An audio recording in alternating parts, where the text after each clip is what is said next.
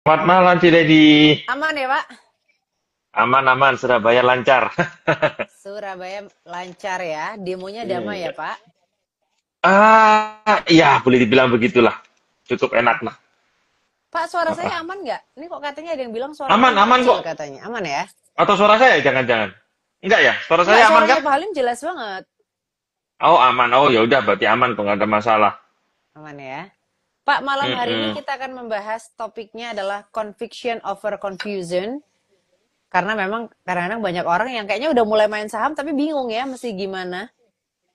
Iya, apalagi kena yang market di hari Jumat, Sabtu, Minggu, Senin ini ya. Mhm. Sebentar naik, sebentar turun, ada news demo di sini, demo di sana, mesti ngapain, apa gini berubah, cepat banget perubahannya kan. Kalau Betul, nggak ada betul. conviction, pusing banget itu pasti. Oke, tapi sebelum kita membahas lebih dalam lagi nih Pak ya, mungkin secara sederhana dulu nih bisa dijelaskan apa sih conviction dalam trading itu seperti apa dan kenapa ini menjadi sebuah hal yang harus dilakukan, menjadi sebuah kompas buat para trader. Gini, conviction kalau di trading itu bukan kita yakin ya, bukan kita Mm-mm. yakin sahamnya yang, bukan kita Bukan yakin keyakinan. keputusan kita betul. Oke. Keyakinan tapi bukan yakin kita pasti betul. Nah ini yang perlu Oke, diingat oke. ini. Jadi kalau misal kita udah yakin saham ini, keputusan kita mau trading saham A kan, itu bukan karena kita yakin saham A itu pasti naik ya. Nah, yang harus kita yakin tuh kan, kita ambil saham itu, kita beli suatu saham itu karena kita ada conviction. Conviction di sini itu artinya kita sudah melakukan analisa, kita tahu risk rewardnya, kita tahu risk rewardnya, jadi kita sudah tahu dulu. Sebelum kita beli saham itu, kita tahu potensinya berapa, Mhm. resikonya di mana, kira-kira kita mau strateginya apa. Itu sudah di-plan dari awal dulu. Nah, Oke. kalau kita sudah ada conviction seperti itu, ketika contohnya yang market yang hari Jumat itu, yang di planning hari Jumatnya naik, tahu-tahu karena ada yang meninggal, demo ada yang meninggal, tahu-tahu balik arah semua. Nah, Iya, kalau kita rusuh ada ya. conviction, iya. Kalau kita ada conviction, kita sudah tinggal lihat, oh ini udah sesuai rencana, ya udah exit gitu aja. Oh, oke. Karena kita sudah plan, kita sudah plan dari awal kan, kita udah yakin metode ini metode ini kalau dijalankan betul. Tapi kan nggak selalu benar, tapi kalau diulang-ulang terus betul gitu loh. Kita yakin dengan teknik kita. Nah, yang dimaksud conviction di bursa itu seperti itu. Oke. Jadi keyakinannya itu karena sudah melakukan analisa ya, sudah melakukan penelitian Iya, dulu ya. betul sekali. Bukan Mm-mm. feeling gitu ya, Pak ya? Wah, bukan jauh banget sama feeling. Kalau feeling ntar Malah feelingnya nggak enak bahaya. dijual, feelingnya iya malah bahaya. Cuman gini Nah, ya, eh, heeh, ini yang perlu diperhatikan nih. Kadang kita kalau ngomong orang yang udah senior-senior di bursa kan, mereka heeh. udah bilang feelingnya nggak enak. Padahal itu sebenarnya itu mereka udah ada conviction, ada sesuatu yang tidak cocok gitu loh. Ada sesuatu Oke. yang tidak cocok dengan analisa mereka, tapi karena mereka udah melakukan itu berulang-ulang dan mereka learning by doing, mereka ngomongnya feeling padahal enggak gitu loh. Oh, Padahal itu technical atau fundamental gitu loh. Ada analisanya. Cuman karena mereka nggak bisa cara ngomongnya, mereka bilang feelingnya nggak enak. Padahal saya pernah ketemu orang seperti itu. Dia bilang feelingnya nggak enak. Padahal kalau saya tanya nggak enaknya kenapa? Iya karena gini-gini dijelasin semua. Wah ini orang udah profesional banget nih, udah tahu nih. Cuma dia nggak bisa cara ngomongnya aja. oke, oke. Nah, tapi biasanya Gitu. kalau ada keyakinan, biasanya ada kebingungan nih, Pak. Nah, biasanya orang tuh jadi bingung atau sumber kebingungan dari para trader itu seperti apa nih? Apakah karena apalagi ya ada grup pom-pom lah, ada berita hoax yang mungkin apalagi waktu demo kan beritanya simpang siur gitu ya. Nah, itu analisanya juga bisa beda-beda. Nah, jadi biasanya sumber confusion atau kebingungan dari orang-orang tuh apa aja nih? Dan gimana kita memfilter supaya kebingungan ini nggak bikin kita jadi malah kalang kabut gitu, malah kita jadi bingung mau harus gimana. Nah, ini bedanya trader yang dulu, trader yang saya ambil contohnya gini, trader yang sebelum 2015 ya, kita bagi Mhm. dua deh. Sebelum zamannya Facebook dan Instagram itu trader itu masalahnya mereka kekurangan data untuk diolah. Jadi kekurangan Oke. data fundamental untuk diolah sehingga bisa mendapatkan conviction ya. Kekurangan Mhm. data. Nah, tapi yang sekarang-sekarang ini kebanyakan mereka datanya banjir. ada Facebook, ada Instagram, ada grup pop-up. Yang jadi masalah sekarang mereka bingung, ini cara nganalisanya gimana nih? Dengan data Betul. sebanyak ini saya mesti ngapain? Nah, itu. Caranya ya, kalau kita harus menganggap apa yang kita dapat informasi di media sosial itu Mhm. sebagai suatu data, bukan hasil analisa.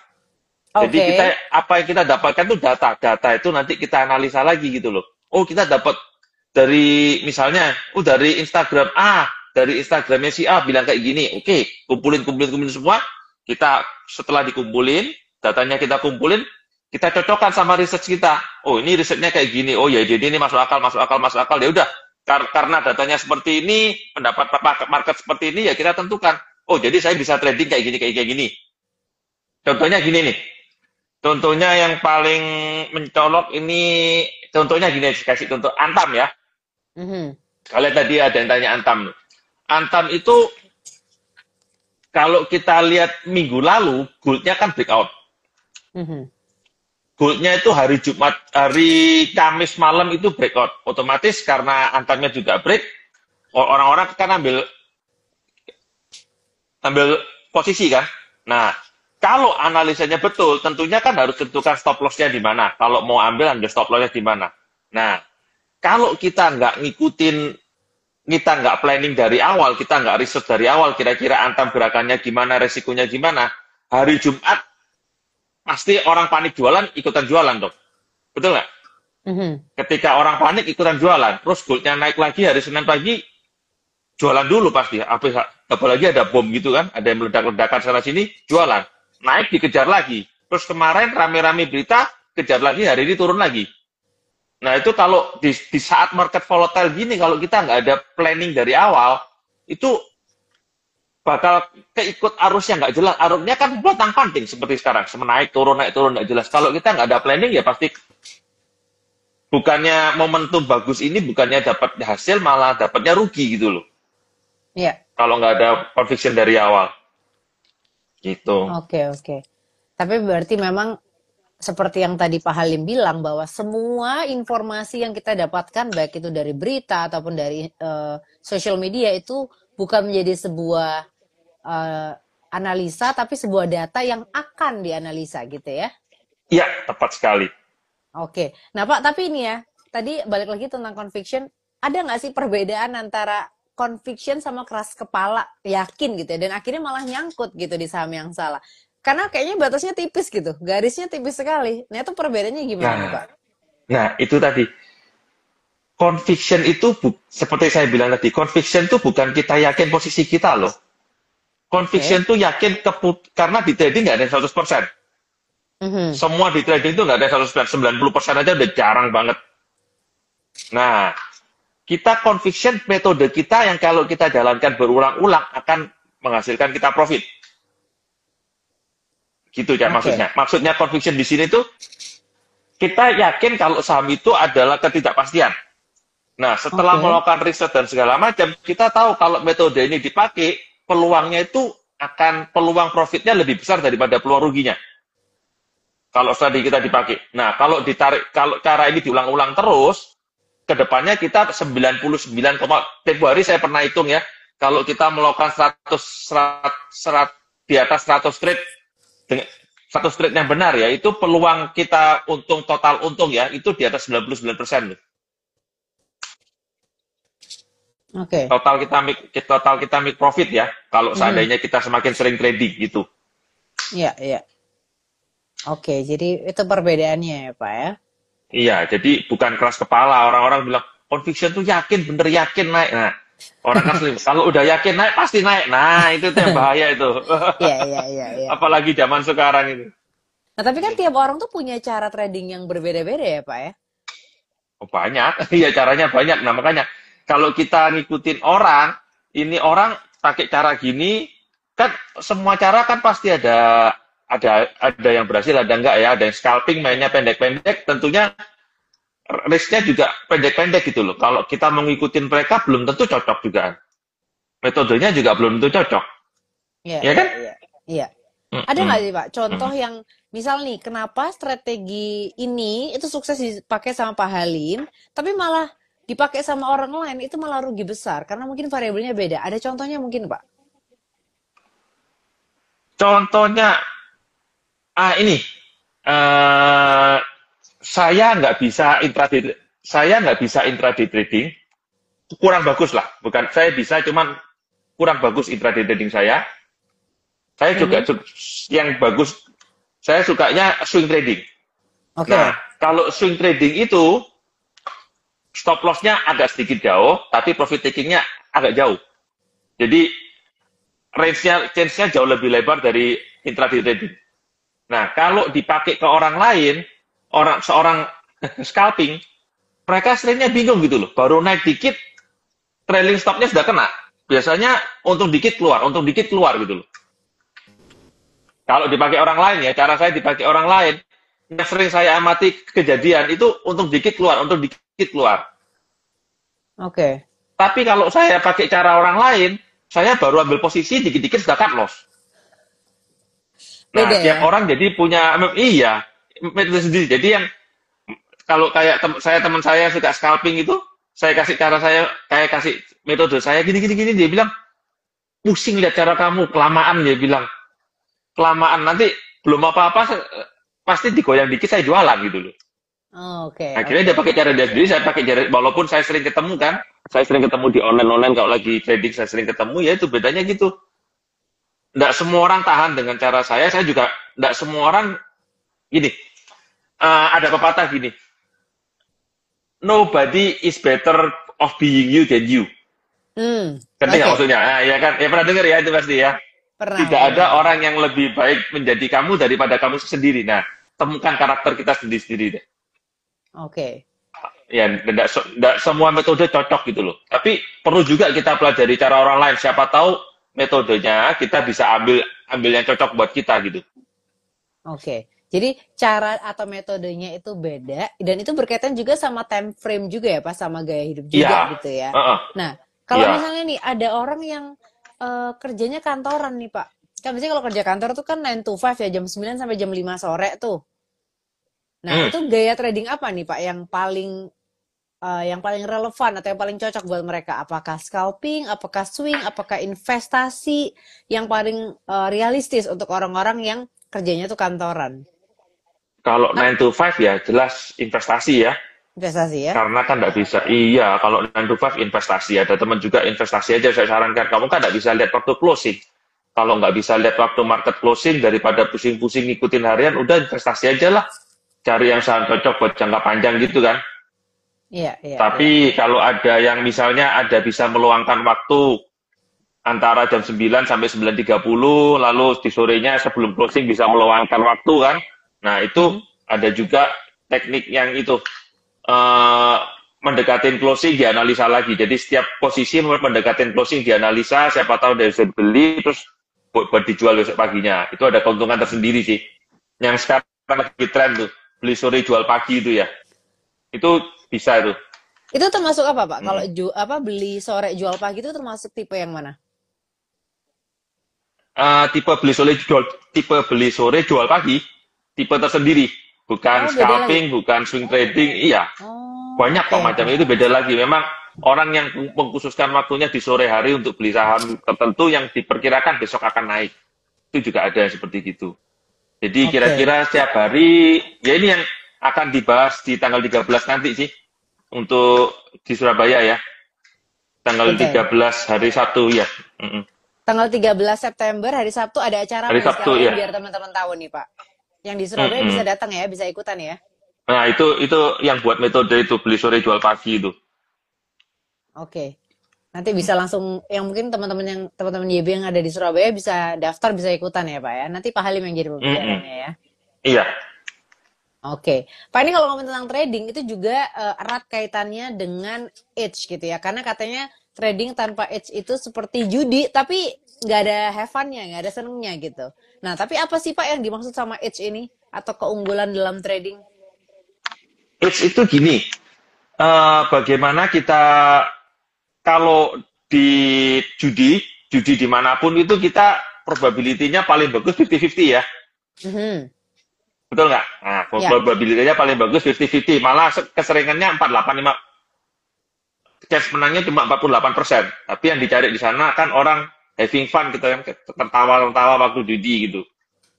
Jadi dapat Oke. senangnya, kita rugi tapi dapat senangnya. Nah, kalau di pasar modal, kalau kita yang cuma cari yang potensi gainnya itu lebih lebih kecil dari peluang ruginya. Jadi contoh saham downtrend kencang baru break kita beli itu kan chance ruginya jauh lebih besar kan daripada untungnya. Saham lagi downtrend kencang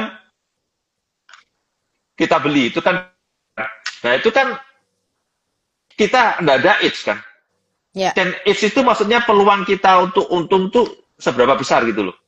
Nah kita nggak ada edge, sudah diem-diem ngeliatin market, diem-diem ruginya lebih gede, nggak bisa ketawa-ketawa lagi. Iya kan? Iya, iya. Makanya jeleknya di sana. Ya, bukan jeleknya. Buat apa trading seperti itu? Cuma trading cuma buat rugi-ruginya kan nggak ada fun-nya.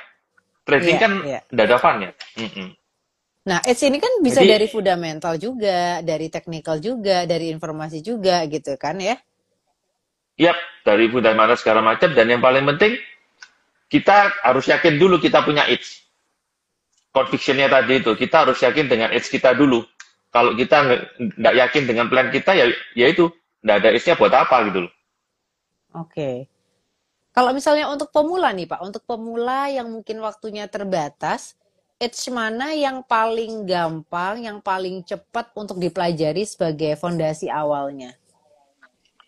Paling simple ya fundamental dulu ya. Fundamental, Mhm. dividend yield, yang gampang-gampang dulu lah. Jangan yang susah-susah, fundamental, dividend yield.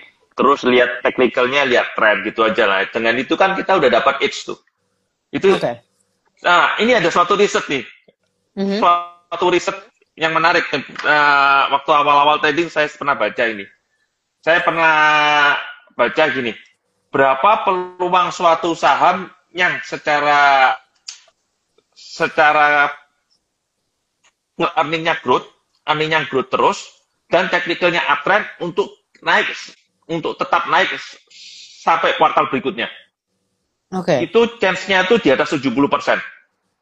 Wow.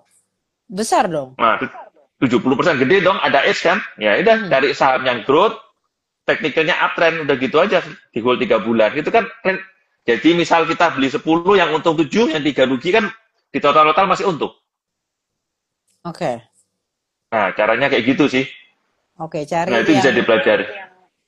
cari yang Saham yang fundamentalnya oke. fundamentalnya bagus, growth, kita hold selama dia di atas 3 bulan. Hmm. Oke, Jadi oke. 3 bulan ini kenapa 3 bulan? Itu berdasarkan laporan keuangannya. Oh. Kalau laporan keuangannya kan setelah 3 bulan, setiap 3 bulan kan laporan keuangan keluar, laporan keuangan keluar. Nah itu biasanya ada momentumnya di sana. Oke, oke. Nah, ini setelah edge ini kan biasanya selanjutnya adalah how we plan our trade ya, Pak. Our trade gitu ya. Iya, Gimana betul. kita merencanakan trading kita gitu ya. Nah, tapi Hmm. seberapa detail sih, Pak, kita harus merencanakan trading kita itu dan apakah cukup dengan misalnya beli di harga X, jual di harga Y? Ataukah mungkin ada hal lain misalnya stop loss kah atau mungkin manajemen resiko? Jadi seberapa detail nih, Yang Pak? yang pertama itu manajemen risiko tuh harus ya, seberapa sanggup kita loss ya. Kita Mhm. kira kalau kita tadi loss, jangan sampai lossnya sampai untolerable, kita tidak sanggup gitu. Jadi yang jangan sampai loss kita tidak sanggup eksekusi. Nah, kalau yang investasi kita tentukan dulu kita jualnya kira-kira kenapa nanti? Apakah karena PI-nya nyampe atau karena sahamnya berubah jadi downtrend? Nah, itu disesuaikan dengan pribadi masing-masing. Oke. Tapi Contohnya kalau ini paling simpel. contohnya Contohnya boleh ya, boleh. contoh ya paling gampang nih. Aha. Ini yang kemarin tuh, kenapa saya masuk Antam tuh kemarin tuh? Bentar ya, saya masuk Antam. Nah ini, Antam yang sore itu kan karena goldnya masuk itu kan, karena goldnya naik kan, karena Mhm. gold naik hari Kamis. Hari Kamis saya sudah lama ngincar karena fundamentalnya oke, PI-nya masih rendah kan, growth-nya juga cukup oke. Ini simpel banget nih, growth-nya masih oke, jadi diperkirakan next laporan keuangan yang next bulan Oktober laporan keuangannya masih bagus kan. Saya tunggu momentumnya gold naik, ya udah. Ketika dia lewat 2.900 saya masuk gitu loh. Karena sudah break, secara planning saya memang sudah breakdown trend. Ya udah, sudah breakdown trend, saya mulai masuk, saya langsung pasang stop loss 2.800. Jadi kalau dia di bawah 2.800 saya out, selama di atas itu saya keep gitu loh. Nah, tentunya kayak gitu. Jadi kenapa? Jadi kalau ketika saya planning seperti itu, hari Senin ketika hari Jumat ketika orang panik ada orang meninggal 2.800 nggak kena, saya keep terus gitu loh. Keep terus. Jadi saya nggak ikut panik karena saya tahu gitu loh. Resiko saya di sini, kemungkinan loss saya di sini, saya sanggup untuk toleransi, tapi potensi upside-nya masih lumayan berdasarkan riset laporan keuangan yang sudah terjadi 2 kuartal sebelumnya. Itu tujuannya kayak gitu. Oke. Jadi cukup detail ya Pak ya untuk rencana tradingnya ya? Cukup detail kok. Detail beda zaman juga. Nah ini ada tips juga nih. Beda zaman manfaatkan AI. Beda zaman. Okay. Kalau dulu itu susah banget. Kalau dulu melakukan hal seperti ini susah banget. Kalau dulu kayak zaman waktu saya mulai trading itu susah banget kayak gini. Kita harus ngitung-ngitung sendiri. Sekarang kalau kita sudah punya promnya ya, udah punya promnya, udah promnya, tinggal lempar aja ke AI, suruh AI ngitung cepat. Kalau dulu yang butuh 2-3 hari, sekarang paling 30 menit beres kok. Jadi Pak Halim juga pakai AI? ChatGPT Pak? Ya, iya. Banyak sih ChatGPT, Gemini. Iya, betul. Iya. Wow, anak muda sekarang kan pintar-pintar, kita belajar dari yang muda-muda. Nggak mau kalah ya Pak ya? Harus dong, zamannya kan berubah, kita juga ikut berubah. Oke. Pak, ini ada pertanyaan nih sebentar ya. Ini ada pertanyaan tadi terkait dengan saham yang growth, yang uptrend juga tuh ya. Ini dari Liana Lim nih. Apa tuh Pak FA growth dan uptrend? Boleh spill katanya. Nah itu tadi. Tadi udah saya spill satu. Udah di spill ya? Mungkin maksudnya selain Antam maksudnya. Antam. Tadi ada yang tanya ICBP kalau nggak salah tadi ya. Nanya apa? Sorry. ICB, LSIP tuh juga itu ada yang tanya Pak Muhammad tuh ya. Mana? Muhammad Negara. Itu saya juga ada itu. Oh, Muhammad iya. Negara sendiri ya. Nanya saham, saham seperti ICBP dan PTRO. Kalau Petro kemahalan Pak. Growth? Petro kemahalan, LSIP itu juga growth tapi growth-nya ketolong oleh harga CPO-nya yang terus naik. CPO-nya selama CPO masih naik, harusnya LSIP juga itu termikut growth. Masih oke itu. Nah, kalau ICBP ini bad news-nya di kuartal kedua.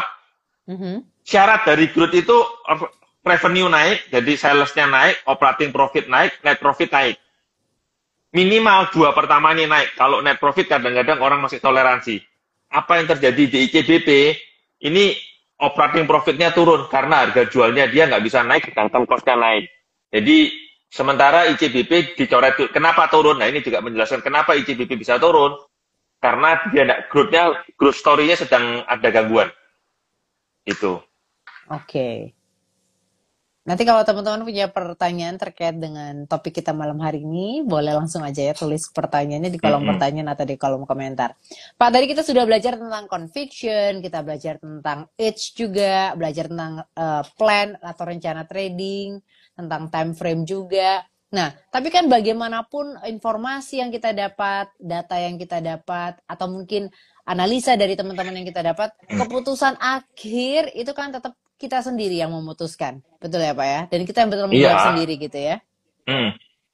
Nah, gimana nih Pak caranya kita melatih mental supaya kita berani mengambil keputusan tuh dari data atau analisa kita sendiri. Meskipun mungkin ada analisa lain atau analisa dari mungkin apa ya, trader influencer mungkin bahasanya, atau mungkin teman-teman kita yang punya pandangan yang beda gitu. Nah, gimana caranya supaya kita punya mental yang kuat untuk mengambil keputusan tuh berdasarkan analisa kita sendiri. Itu kan nggak gampang ya Pak ya, karena kan banyak orang tuh bukan FOMO ya, apa ya, terpengaruh lah ya, terinfluence gitu dengan analisa dari orang lain. Too much information. Iya, gini. Kita coba balik ke masa kita kecil dulu. Kita kecil dulu waktu jalan pasti pernah jatuh dong. Iya. Nah, pasti pernah jatuh. Jadi kita harus memaklumi diri kita sendiri dulu. Kita nggak mungkin belajar sesuatu tanpa pernah salah, ya. Hmm. Kita tanamkan itu. Tapi kalau kita nggak pernah mencoba, kita nggak akan pernah bisa gitu loh. Jadi nggak ada orang bisa expert gini-gini. Kita ingin jadi expert karena kita tahu kalau kita nggak bisa, Oke. ya. Kita ingin jadi expert karena kita tahu kalau kita nggak bisa. Tapi kalau kita takut mencoba selamanya, kita juga nggak bakal pernah bisa gitu loh. Ya. Caranya gimana supaya kita ada conviction? Ya dilatih dengan uang yang kecil dulu, kita latih pelan-pelan dulu gitu loh. Pelan kita coba trading dengan metode kayak gini, kita coba cocok nggak buat kita. Taruh uang kecil dulu. Apalagi sekarang kebanyakan OLT sudah ada itu ya, profit taking dan stop loss ya, sudah ada smart ordernya itu. Nah kalau udah ada smart ordernya kan enak. Jadi kita lihat, oh trading plan kita masukkan di smart ordernya gitu. Cocok betul atau enggak gitu. Oh betul, kalau betul ya udah ini cek centang berikutnya nanti dicoba lagi. Oh ternyata salah, kita adjust lagi. Selalu start with small dulu, kita cari kepercayaan diri kita. Semakin kita banyak trading, tentunya kepercayaan diri kita akan juga ikutan naik. Oke, jadi harus berani salah ya. Harus berani salah dan yakin kita pasti ada salah gitu loh. Ya karena Semakin nggak banyak mungkin kita benar terus salah, ya. iya betul sekali. No, kita dari kecil juga berbuat salah terus kok. Tapi kan kalau bikin Nambah salah tuh satu, kayak gimana ya? Kayak iya. deg-degan, terus kalau mungkin menyalahkan diri sendiri gitu, Pak. Takut salah kebanyakan. Emang Iya, iya, gitu, iya. orang sifatnya juga manusia. Tapi ya kalau kita harus tengok ke diri kita waktu kecil, kita harus sadar dong. Kita dari dulu juga berbuat salah, berbuat salah lagi selama kita mampu bertanggung jawab ya sudah kan. Iya, iya, iya. Iya Oke, ini kita kan menjadi nggak mungkin sebuah, selamanya nggak make mistake. iya Ya juga memang sih. cara hidup kan juga seperti itu, semuanya juga seperti itu. Tapi kalau kita nggak coba, selamanya kita stuck gitu loh. Oke, oke. Ini unik ya teman-teman ya, Ya, karena Pak Halim mendorong atau mengencourage kita untuk berani salah gitu ya. Karena memang manusia itu dasarnya memang takut salah, tapi kalau nggak ada kesalahan kita juga tidak belajar gitu ya. nggak belajar, nggak kemana-mana akhirnya. Stuck di sana. Betul, betul. Betul. Iya, iya. Pak, ini ada pertanyaan juga nih Pak dari Pak Muhammad Cinegara. Kalau ada investor saham grafik naik dia seneng, dan kalau grafiknya turun dia juga seneng. Tapi baik saham naik ataupun turun dia tetap nabung saham per bulannya dengan mental yang tinggi dengan sabar. Ini bisa kayak gini nggak Pak? Emang ada ya investor kayak gini? Ada, Oh ya? saya pernah ketemu kok. Discounted, dollar cost average. Dollar cost Hmm, average yang tiap bulan nabung. Nah, itu biasanya kalau kita ketemu orang kayak gitu, kalau orangnya sudah lama ya, ini asumsi orangnya profit ya. mhm. Saya pernah ketemu orang kayak gitu, dia ya itu yang seperti saya cerita tadi. Ini saham bagus kok, nggak usah dilihat bagus, padahal dia juga lihat terus itu. Dia Hmm. nabung tiap bulan itu kan dia secara nggak sadar dia lihat sahamnya dia apa, laporan keuangannya dia tahu kok.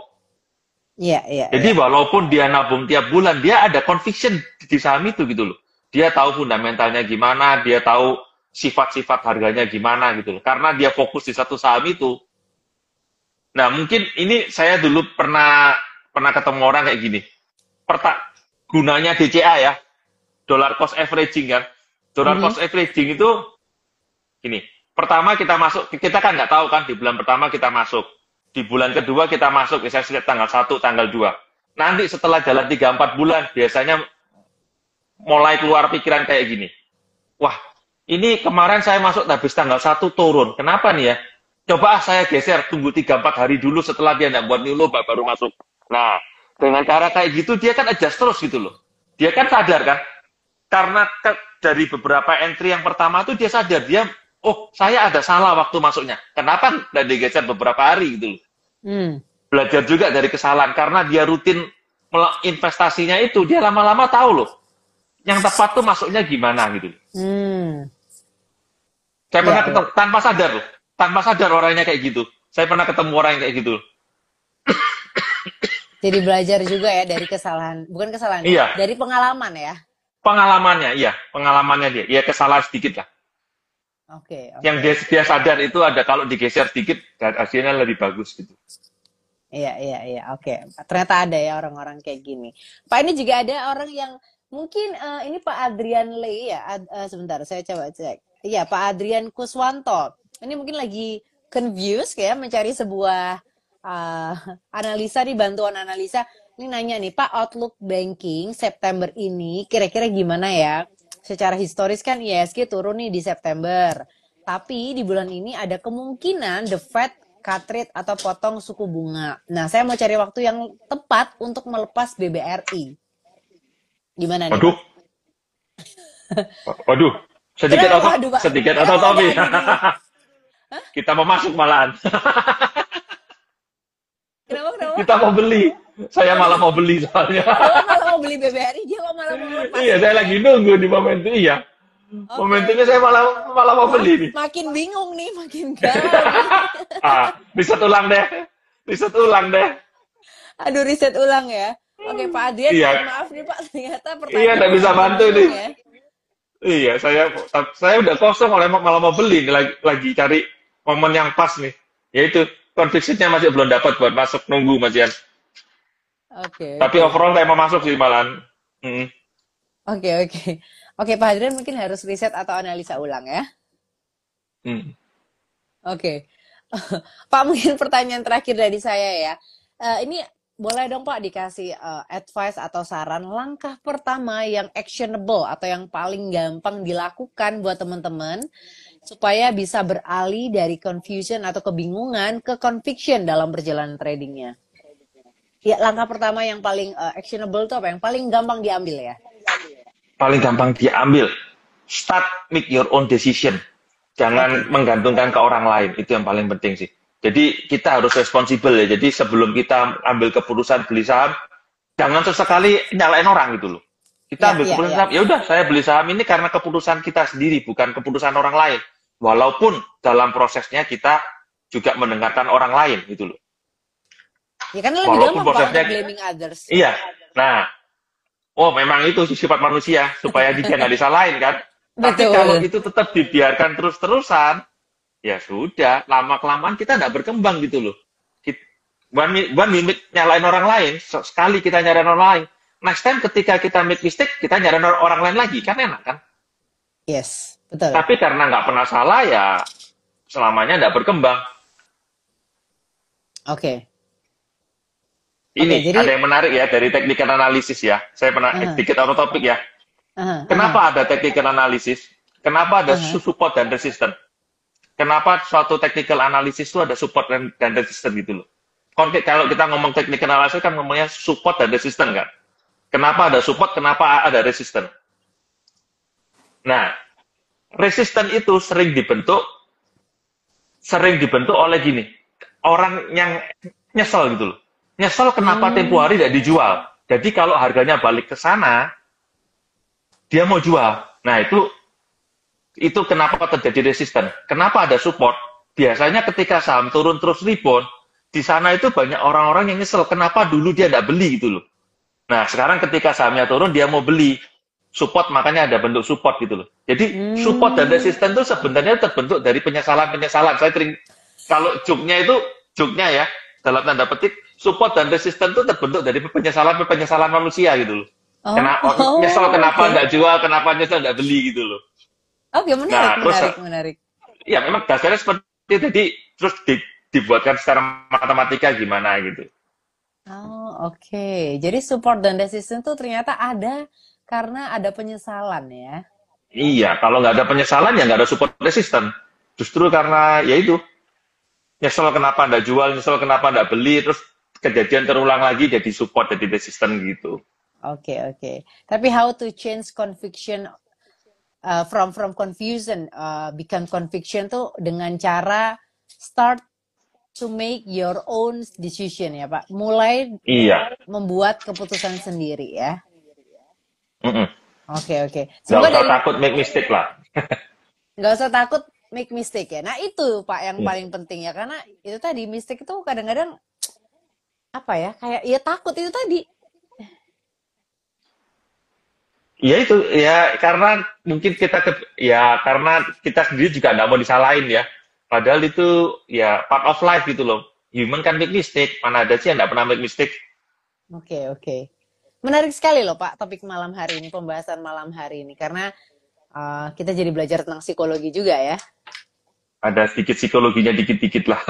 Cuma emang saham Betul. kan ada yang bilang saham itu kan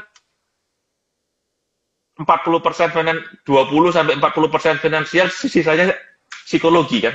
Oh, oh ya? Iya kan kan Oh, psikologi market kan ada yang malah sampai ada yang bikin buku Psychology of Money, market psychology itu kan berarti pengaruh psikologi ke trading itu kan gede banget itu, besar sekali itu. oke, oke, oke. Hmm. Oke, wah menarik sekali malam hari ini. Terima kasih banyak loh Pak untuk knowledge-nya, untuk insight-nya malam hari ini. Saya Hmm. pribadi jadi belajar banyak malam hari ini dari topik malam hari ini. Semoga teman-teman juga banyak belajar ya dari pembahasan malam hari ini yang sudah diberikan sama Pak Halim. Terima kasih banyak ya Pak. Oh, sama-sama juga belajar banyak kok. Gini. Ini mungkin ada pesan terakhir mungkin Pak untuk ini ada yang bilang Pak Adrian Behavioral behavioral finance, finance. finance, Oke. ya itu juga ya. Ya. Oke, oke. Mungkin Pak Halim ada pesan nggak untuk teman-teman mungkin ini kan ya mungkin sekarang kondisinya sudah mulai aman, puji Tuhan, tapi mungkin kan masih banyak ketidakpastian ya. Pak Halim ada masukan atau mungkin ada saran nggak buat teman-teman dalam kondisi yang seperti ini sekarang? Dalam kondisi sekarang ya kita kan udah zamannya sosmed kan, saya bilang tadi udah zamannya sosmed, jadi boleh dibilang mustahil kita trading tanpa membuka sosmed sama sekali. Nah, yang saya bilang tadi, assume sosmed itu sebagai data, keputusan tetap di tangan kita masing-masing. Jadi kita tidak mungkin ya, kita tidak mungkin trading tanpa buka sosmed itu sudah tidak mungkin. Kita itu tanpa sosmed itu sudah nggak mungkin. Jadi kita harus Iya, bisa filter, kita harus bisa teknik, harus bisa cari conviction buat kita sendiri. Itu aja. oke, oke. Oke, sekali lagi terima kasih untuk Pak Halim dan juga pastinya terima kasih banyak untuk teman-teman YB yang sudah bergabung malam hari ini menambah keseruan dan keramaian kita. Semoga semuanya dalam keadaan yang sehat, dalam keadaan yang aman juga. Kalau mungkin nggak penting-penting amat, katanya suruh stay di rumah gitu ya. Iya, stay home ya, stay safe ya. Ini dari Pak Adrian Lee. Terima kasih insight-nya Pak Halim. Sama-sama. Oke, kalau gitu Oke. akhir kata saya Lady Lia pamit, Pak Halim juga Oh, pamit. Terima kasih semuanya. Selamat oke, malam. thank you lady. Terima Thank kasih you Pak lady. Halim. Thank you Bye-bye. semua.